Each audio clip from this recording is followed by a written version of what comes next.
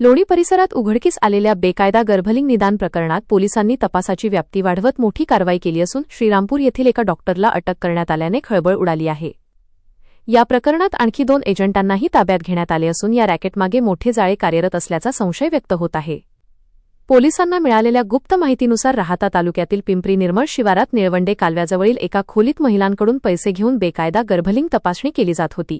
या माहितीच्या आधारे अप्पर पोलीस अधीक्षक कार्यालय श्रीरामपूर, लोणी पोलीस ठाणे आणि आरोग्य विभागाच्या संयुक्त पथकाने सापळा रचून छापा टाकला।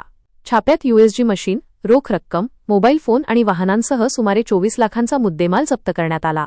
या कारवाईनंतर तपास अधिक गतीने सुरू ठेवत पोलिसांनी प्रदीप ढगे आणि निलेश भवर या 2 एजंटांना अटक केली। हे दोघे गर्भवती महिला आणि डॉक्टर यांच्यातील दुवा म्हणून काम करत असल्याचे तपासात उघड झाले आहे। दरम्यान अटकेतील आरोपींच्या चौकशीतून श्रीरामपूर येथील डॉक्टर रवींद्र कुटे यांचा या रॅकेटमध्ये सहभाग असल्याचे निष्पन्न झाले। त्यानुसार पोलिसांनी त्यांना अटक केली आहे।